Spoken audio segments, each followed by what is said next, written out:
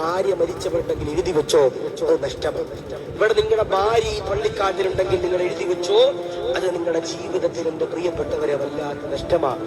കൈയുള്ളപ്പോൾ അതിന്റെ വില അറിയില്ല, കൈയുള്ളപ്പോൾ കാലുള്ളപ്പോൾ അതിന്റെ വില അറിയില്ല, ഭാര്യയുള്ളപ്പോൾ അതിന്റെ വില നമുക്കറിയില്ല.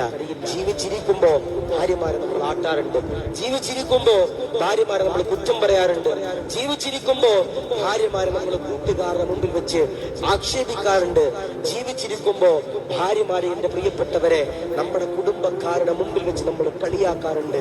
പക്ഷേ അവര് മരിച്ചു കഴിയുമ്പോൾ അതിന്റെ വിലയറിഞ്ഞു. ഇവിടെ ആൾക്കാരൊക്കെ വീട്ടിലുണ്ടായാൽ തന്നെ ബർക്കത്തുണ്ടാവൂല.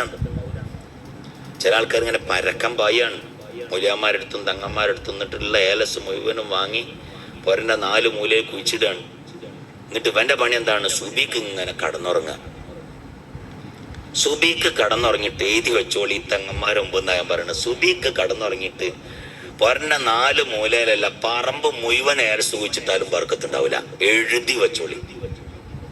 ഞാൻ ഏലസിനെ എതിർക്കല്ല, ഏലസ് ഒക്കെ നല്ലതൊക്കെ തന്നെയാണ്, ഏലസിന് ഞാൻ എതിർത്ത് പറയല്ല. പക്ഷെ അത് സുബഹി നിസ്കരിക്കാത്ത വീട്ടിൽ കുഴിച്ചിട്ടുകൊണ്ട് ഒരു ഫലവും ഇല്ല. നിങ്ങൾ വിചാരിക്കേ വേണ്ട. സുബഹി നിസ്കരിച്ചാൽ തന്നെ അവൻ അള്ളാഹുവിന്റെ ദിമ്മത്തിലാണ്. അവൻ അവൻ അള്ളാഹുവിന്റെ ദിമ്മത്തിലാണ്, അള്ളാഹുവിന്റെ നോട്ടത്തിലാണവൻ. മനസ്സിലായിട്ടില്ലേ? അള്ളാഹുവിന്റെ ദിമ്മത്തിലാണവൻ. സുബഹി നിസ്കരിക്കണം. സുബഹി നിസ്കരിക്കാത്ത ആൾക്കാർ